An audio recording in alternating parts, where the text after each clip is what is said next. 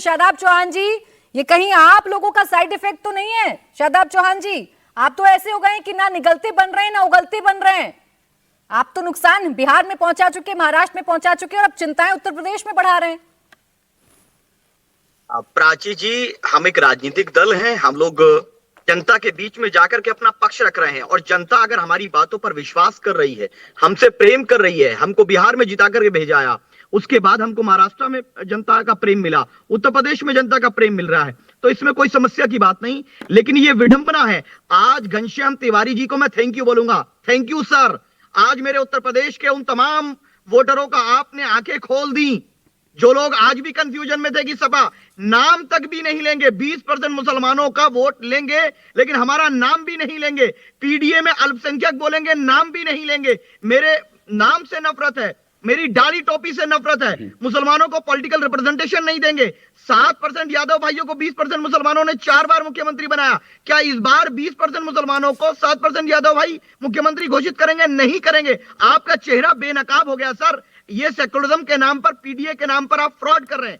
मैं वोट डालने वाला रोबोट नहीं हूं सर। मैं मशीन नहीं हूं आपकी। मैं सियासी गुलाम नहीं हूं।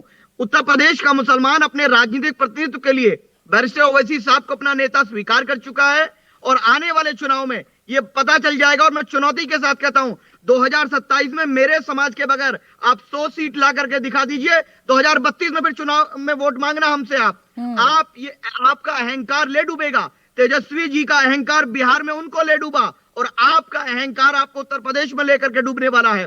17 में और 22 में जैसे सरकार बनी ना आपकी, वो ऐसे ही बनने वाली है, सिर्फ हवा में। आप मेरे वोट पर नेता अब नहीं बनेंगे। मेरे वोट पर मेरा नेता बनेगा। मेरे वोट पर तिवारी जी नहीं बनेंगे। जब मल्ला की अपनी पार्टी है, राजभर की है, ठाकुरों की है, यादवों की है। अगर मुसलमान अपने पॉलिटिकल रिप्रेजेंटेशन की बात कर रहा है तो क्या परेशानी है? अब अब्दुल दरी नहीं बिछाएगा, अपने लिए कुर्सी लगाएगा और गर्व से उस कुर्सी पे बैठेगा। और अगर अखिलेश जी को अच्छा नहीं लगता तो उनको मुबारक। ठीक है घनश्याम तिवारी जी, अब तो जवाब दे दीजिए। देखिए बुरा मान गए यहाँ, अब शादाब चौहान जी भी बुरा मान गए, एमएच खान जी भी बहुत देर से बोलना चाह रहे हैं, उनके पास भी जाऊंगी, वो भी बुरा मान गए। मैंने इतनी कोशिश की लेकिन सर आपने जवाब नहीं दिया। अब शादाब जी और एमएच खान जी का तो जवाब दे ही देंगे कम से कम। भाई बुरा लगेगा ना, जिनके वोट से आपकी सीटें बढ़ती हैं, आपका कुनबा बढ़ता है, आप उनका नाम तक नहीं लेते हैं डिबेट में।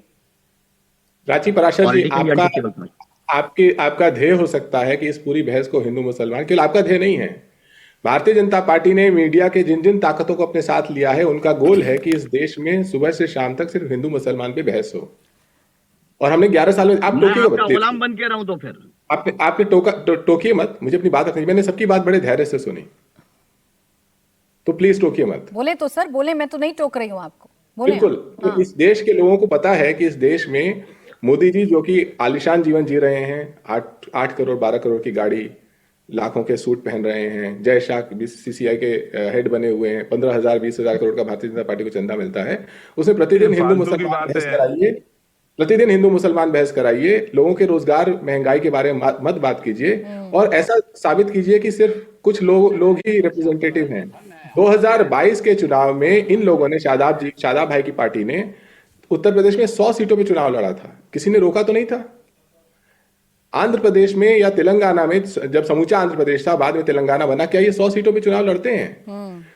पर आकर के भाषण देना एक बात है, लेकिन ये कहना कि 2024 के चुनाव में भारतीय जनता पार्टी को हमने बिल्कुल जमीनी बातों पर, रोजगार, महंगाई, कॉन्फिडेंस हाई है ना। बिहार और महाराष्ट्र में मजा चखा दिया है इन्होंने इस बार इंडिया अलायंस को। इन्होंने वोट तो कम से कम छिटक लिए हैं, ये तो आप जानते हैं। और ऐसे भी क्या नाराजगी है घनश्याम तिवारी जी? यहाँ हिंदुओं का तो नाम ही नहीं लिया मैंने। मैं तो मुसलमानों की बात कर रही हूँ जिनका वोट आप पाते हैं। आप तो नाराज हो जा रहे हैं बार बार जब भी मैं उनका नाम ले रही हूँ।